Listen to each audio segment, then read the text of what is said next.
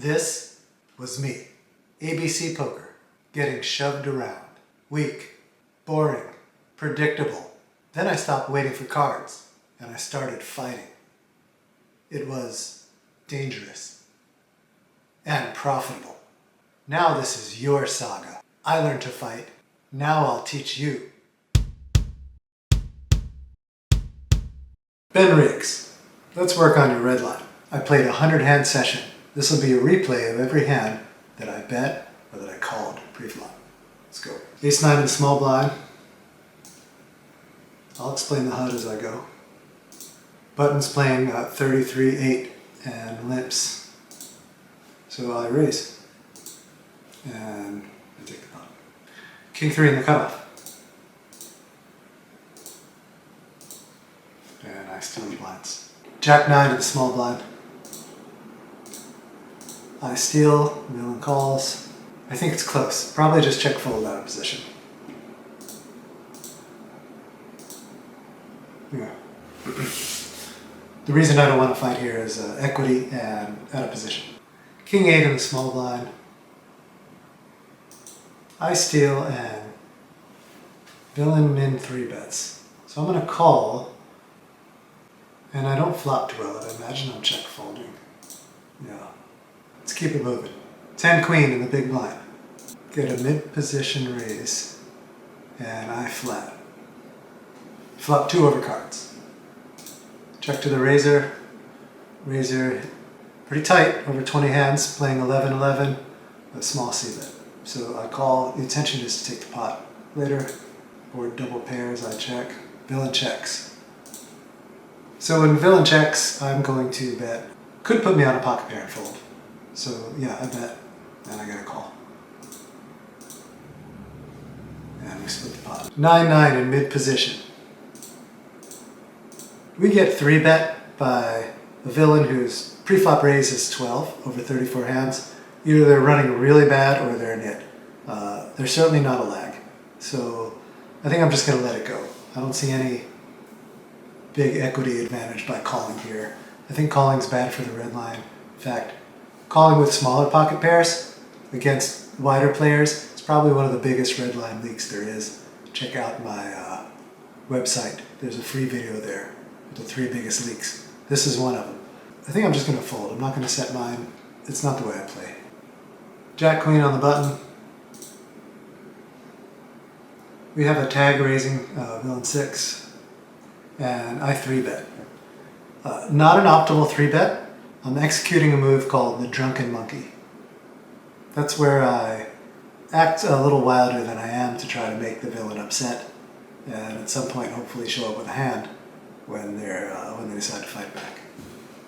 So that's why I'm 3-betting here, and I get a fold. A6 on the button. I get 3-bet by a tag. Pre-flop raise 15% in 13 hands. I'm just going to fold A6. I'm not going to 4-bet or anything. This player and the last one, they're not exploiting us. They're not 3-betting enough. We could fold all we want. Ace-5 in the big blind.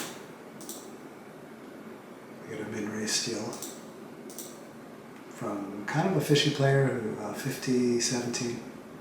It's kind of my board, but I don't think that I'll be getting fancier. I think I'll be folding. Oh, but when villain checks and I have a gut shot at an over, I'm probably gonna bet. Let's see what I do. Yeah. Oh, okay. I probably don't need to bet this big on this hand. It's probably my mistake. Had that been the queen of diamonds, the blue queen, then I really like my bet because it looks like I have a monster. I'm trying to get value.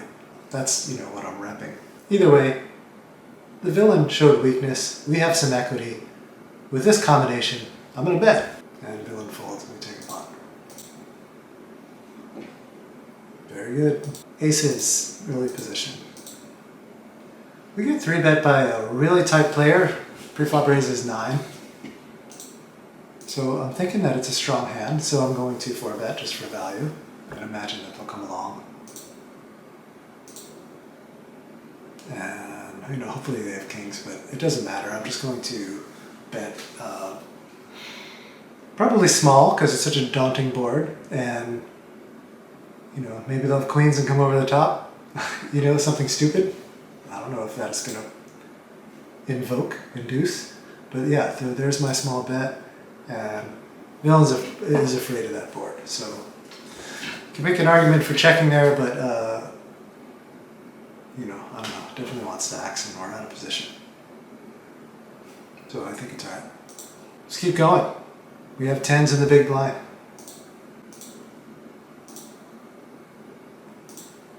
Okay, super nitty game. As you can tell, I'm playing at a tough US facing site, and player raises 9% in 23 hands. I'm not going to 3-bet. I think that 10-10 is too valuable to turn into a bluff. So I'm just going to call. Might have the best hand, but then again I might not. The villain only raises 9% of hands. But villain checked. I think we got a pounce. And I bet. Also, not necessarily pouncing, but betting for protection. Does ace king call? I don't know. Pocket nines. Check this out. Half the time, I'm betting 14 BB. And the other half of the time, I'm check folding.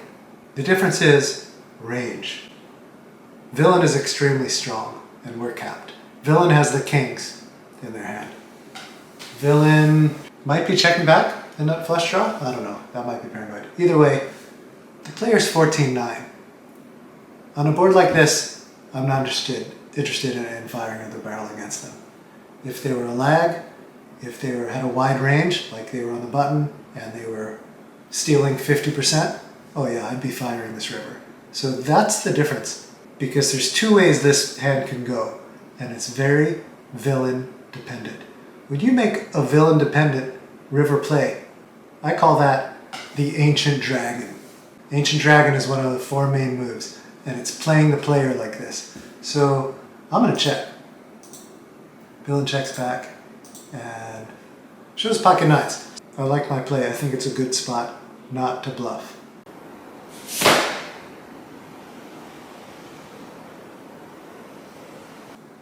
Ace Jack in mid position. It steals the blinds. Pocket sixes from the cutoff. To my left, I'm deep stacked with a 50/0 casual player. Big blind is potentially squeezing, but also playing 15-11. And the pre-flop raiser, in my opinion, extremely nitty and strong here. So I think flat calling is the answer. We don't have squeezers, and we have a casual player who are deep stacked, left to act. Of course it's a flat.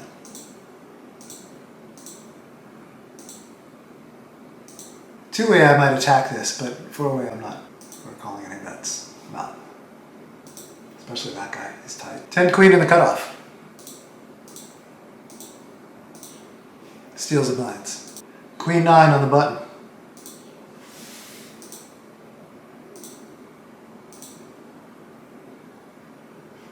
The casual player and the weak tag come along. Do you see about this flop? Think about it for a second. Yes, you do, even multi-way. It's the driest flop in the world. And I get folds. Jack 10 suited on the button. Tag raises from mid position. We 3-bet. I take the pot. It's no fun. 9-8 offsuit in the big blind. I'm going to call. Probably check folding. Oh, well, since the villain wants to check, I imagine I'm betting here almost every time. Not only do I bet, but I overbet. I like it. It's my pot now. That's why I flat call. To steal pots, not to hit hands. King 2 in the small blind. We get called and we have top pair. I could see an argument for checking here because this villain just appears very ABC tag. But I doubt I did that. I'm out of position. Probably going to get some value. I don't. Ace Jack. Under the gun. Min 3-bet. Villain's been doing this a few times. I would label them as a maniac. So I'm going to execute the brave mongoose. With a hand like this, I'm going to pour on the aggression. I'm going to ignore the flop to turn the river. I'm always going to be betting and raising, and I'm never going to be folding. So I 4-bet, pot. Villain shoves, I call. So it worked out. Do I care? No, I don't. Well, I like the fact that I had the correct read on this player. I care about that. But had the ace not come and villain won, I could care less. Why? Because when I go into this mode against this kind of player, I know I'm way ahead. Once I go into this mode in the long term, I'm just printing money. Let's talk about why. First of all, pre-flop, you have villain totally dominated. They're going to fold a lot and you're going to fold out their equity, or they're going to call a lot and you're going to have them beat. Next, let's say the flop comes and you both whiff. You're way ahead, almost all the time. Second, let's say you hit and they don't. They're way behind. Third, let's say they hit and you don't. With the kind of hands you're doing this with, you still have equity. Finally, you're not going to make a mistake at any point by folding, but the villain is. So you're going to win at showdown, you're going to win non-showdown, you're going to take a few on the chin, doesn't matter. This is a move to embrace, not to fear. Ace-queen in the cutoff. We 3-bet a tight early position raiser. So tight, in fact, that we're kind of turning our ace-queen into a bluff.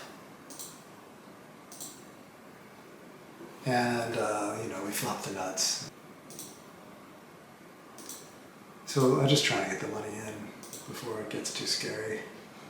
I want it all in, because if villain's trying to press a draw, I don't want to give him that free action, that free card. Yeah, so it's a cooler. Sort of a cooler. I represent a lot of strength when I'm 3-betting such a tight player from early position. In the 9 hands that he has on me, I've been playing very tag. I'm playing 13-13. I think ace-queen's the bottom of my range. Villain beats ace-king, right? I don't like their play. Yeah, running good. One thing I promise you is that if I have a bad session and I'm running bad, I'm going to show every hand. I'm going to show that too. I want to show you how brutal poker is to me and everybody else. Poker can be incredibly emotionally challenging, and it takes nerves of steel to play this game. You're not always going to run good. I certainly don't, and I'm going to show it when I don't. But today, running good. Queen 10 in the big blind. And I 3-bet the cutoff, very tight cutoff. It's a bluff. It is the drunken monkey. I get 4-bet, and it's an easy fold. Giant 4-bet, by the way. 10-9 in the small blind. I steal, villain folds. 3-4 in the big blind. I squeeze. I got 2 very, very tight players in the button and the small blind. I think they'd be folding a lot. They'd be playing fit or fold in this spot. Very easy to play against, and a nice opportunity to present some drunken monkey action. And I take the pot. King, queen off, early position. Steals the blinds. Ace-3 suited mid position. Small blind comes along. King high flop. Obviously I'm c-betting. Takes the pot. 6-6 from the cutoff. Steals the blinds. Queen 10 from the button. Steals the blinds. I hope I was able to convey how I play. Yeah, I'm trying to steal the pot in every single spot that I can. It's mostly all I'm thinking about, how can I steal this pot? And I don't do it in every spot, but when I think the odds are tipped in my favor, then I'm going to go for it. And that's what I'm trying to show you. That is the way of the Redline Warrior. Check out the link in the description, the 3 biggest Redline leaks and how to fix them. I hope your Redline is improving. Keep training. Subscribe. See you at the dojo.